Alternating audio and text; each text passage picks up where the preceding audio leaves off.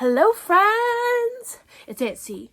It is almost time to go back to school. Well, some of my friends are already back in school, but for Aunt C and her teaching, she goes back in a few weeks. So, I wanted to finish off the summer with some really more fun footage from my summer adventures. And we're going to read a story all about mountain wildlife, and then at the end of the video, I'm going to show you all of the fun creatures that I saw on my summer adventures. And we'll see a lot. We'll see some from a camping trip that Tio and I took at the beginning of the summer that I haven't shown you any video from yet. And then some is going to be the animals I saw when I went to Yosemite National Park, about what the last video was like. But I left all the animal videos for this one. All right? This is called A Pika's Tale. And there's a pika right there. All right, let's read.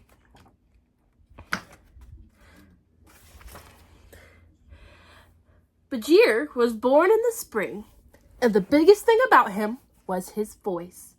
His mother laid him in a warm nest and covered him sweetly with hay. You see him in the nest? He's right there. Here we go. He was a pika, and he lived high in the mountains. He had soft brown fur, short round ears, and a soft white tummy. A small body, 4 small paws, but no tail. No, not even a small one, I'm afraid. Oh, how he wanted one. The weasel had one. Even the marmot had one. But Bajir did not. That's the weasel. He's got a tail. And Bajir's right there. He does not have a tail. He looked for it, but it was nowhere to be found. He thought someone had taken it, but none of the other pikas had tails. At last, he decided that all the tails were lost, and surely they would come if he called. He sat on a rock and called, Beejee, Beejee, Beejee. What a sound he could make. It was a bit like a bark, and a bit like a squeak, a bit like a cry, and a bit like a peep. It was loud, and it was wonderful. There he is being really loud with his mouth open. No tails came, of course, but what a joy it was to call. And from that day on, the mountain was never quiet. Bajir lived in a small tunnel, high in the jumble of rocks. From his front door, he looked over the wide green valley and a rushing stream. Oh, look, there's like a waterfall, and then there's Bajir. He's so cute. He was not alone on the mountain, not by any means.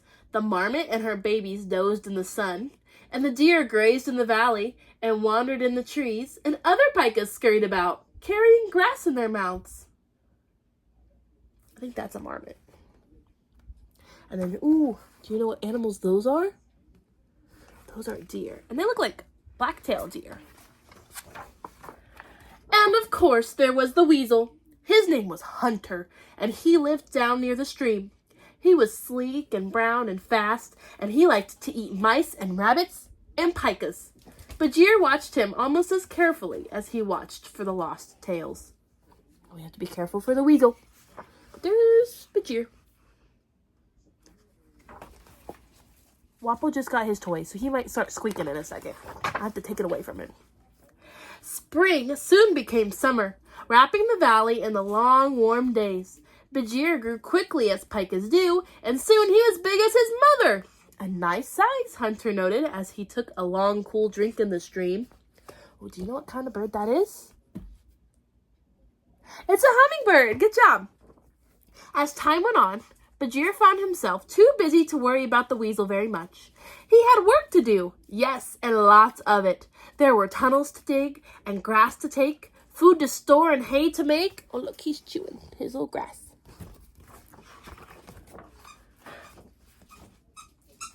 Apple, I'm reading. Can you not squeak your toy?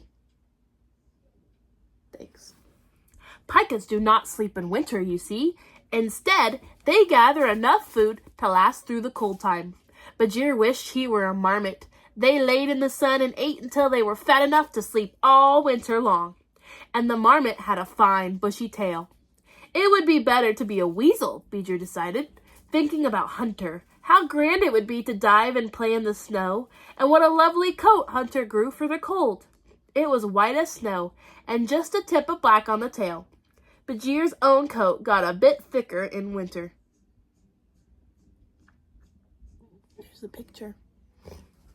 There you go. Bajir sank his teeth into some sweet yellow flowers. He cut them carefully and then laid them in the sun, turning the plants so they would dry on all sides. Bajir wondered where Hunter was. Working hard all day, he watched carefully for the weasel.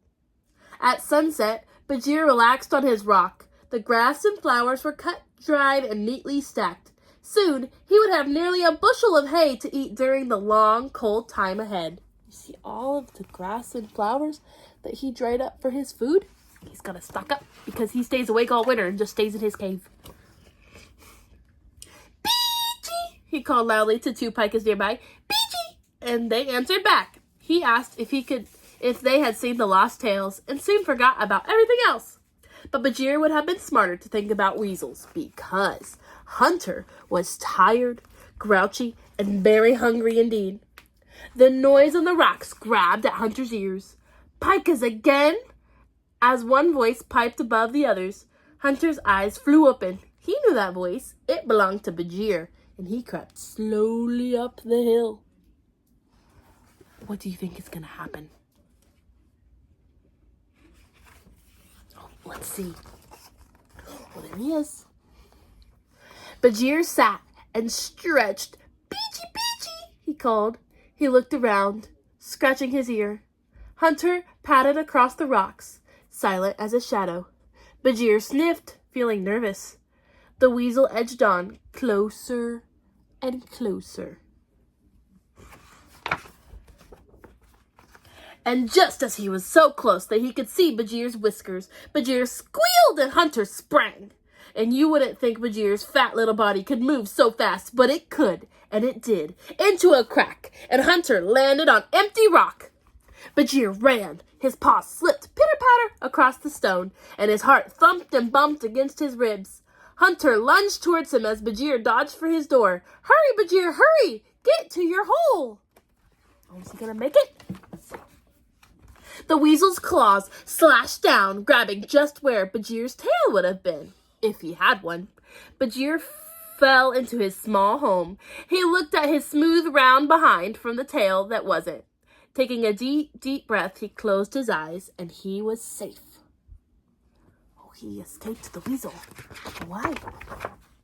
Early the next day, Bajir sat up on his rock. The sky was blue, and there was work to do. But Bajir had something on his mind. He lifted his head high in the air and called as loudly as he could, Beachy! Beachy! He was saying goodbye to the tails. He was very glad indeed that they were lost. The weasel had a tail, the marmot had a tail, and as far as Bajir was concerned, they could keep them. The end. It actually turned out to be a good thing that Bajir didn't have a tail, or he would have been eaten by the weasel.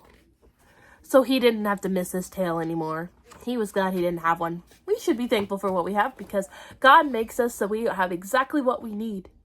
And if God would have made a pika with a tail, Bajir would have been eaten by the weasel and caught by the tail. But he didn't have a tail, so he was safe.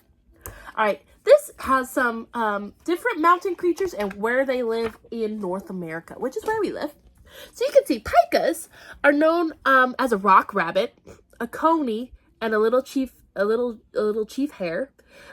Leads a busy life. Breeding occurs in May and early June, leading to the gestation period of only 30 days. That means mommies are only pregnant for 30 days before they have their little babies. A litter is weaned between 2 and 4 weeks, and a second litter can be born the same year. So mama can have a lot of babies in 1 year. Let's see. They reach full size at 6 or 7 weeks old, about the size of a guinea pig.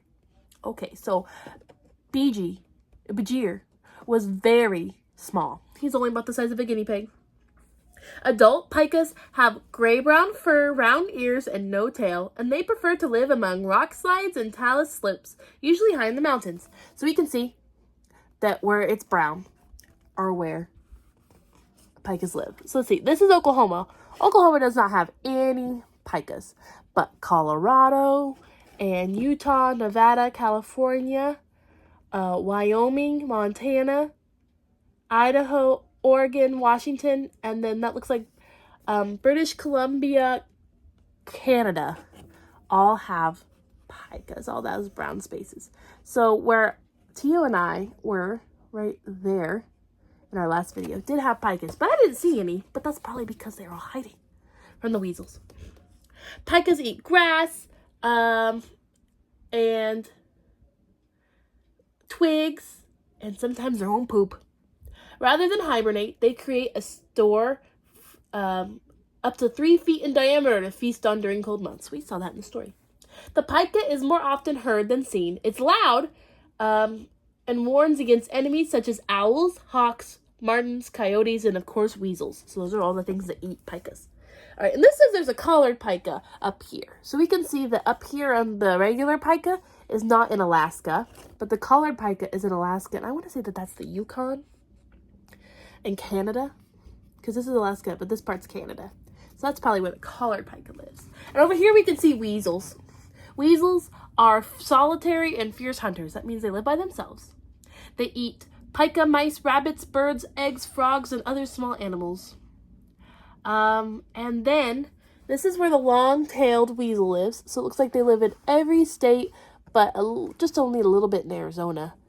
And then the bottom of Nevada, and then Southern California, which is where I live. I live kind of over here, but there's not weasels right there. But they live in all of this orange part, which is all of the United States except for Alaska's up here. And then, of course, Hawaii is over here.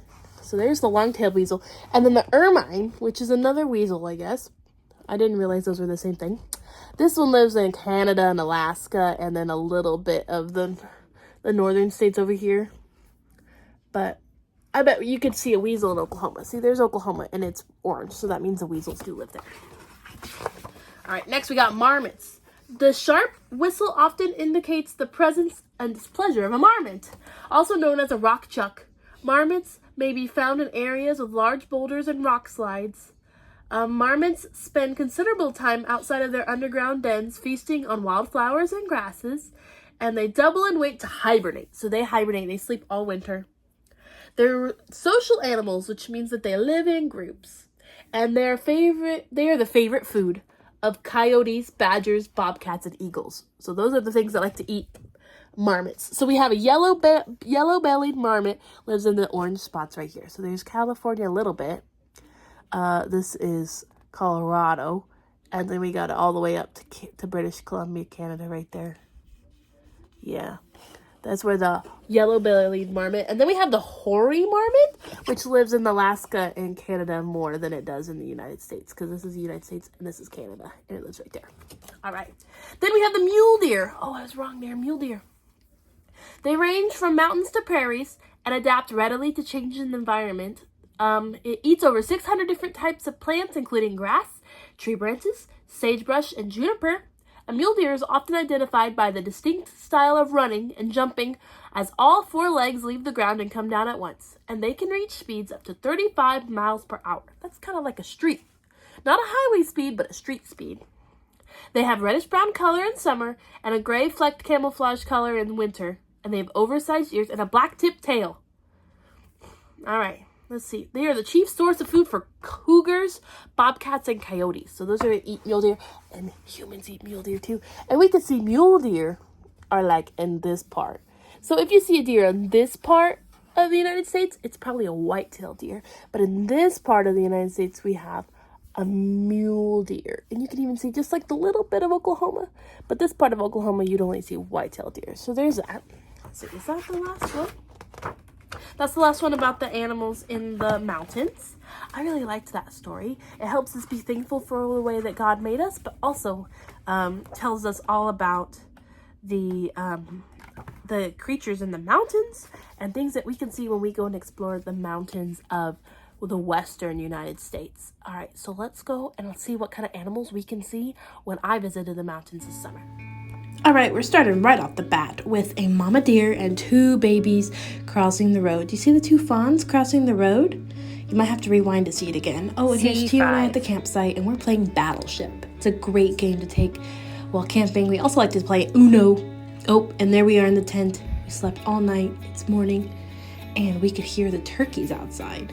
So you'll see, I'll open up the window and see if you can see the turkeys right outside too. Right there on the street is a mama turkey and her chicks. I know, I can't see the camera because I'm still laying down trapped by Tio. Oh, here's a better picture of the turkey mama and her turkey chicks eating right outside of our tent. They were super loud that day. We could hear them gobbling all morning. How many babies do you see? I think I see 3. And then there's this little fella. This, we think, is a groundhog. He decided to pop his head up out of a hole at our campsite. Isn't he so cute? He wouldn't be a pika, but he might be a pika's cousin. And he did not like that we were there. And so he was sniffing around, seeing if we were good or not. And he decided we were bad, because then he started filling in his hole and covering up the top so we couldn't come in and get him. See, he's covering the hole with all the leaves and dirt so that he has to go through the back door now. Covered it all up. Oh, do you see the chipmunk on the sequoia tree? I do. He is right there next to the giant sequoias. Wow. He's such a little guy on that big tree. Do you see him? I'm going to zoom out and you'll see the big tree that he's right next to. There's one on the ground and then one up in the air. Oh, and this is a deer that was hanging out at our campsite. He's a mule deer. He was just chilling at the campsite. Well, I guess it's a she. She was chilling at the campsite, eating some grass and some trees. Here's another chipmunk. Or I think that's a squirrel, actually. There's a squirrel on the trunk. Do you see the squirrel? Seeing animals in the wild is like a big scavenger hunt because they're really good at hiding. And then here is a beautiful mountain view as Tio drives away from our camping adventure in the mountains. See you next time.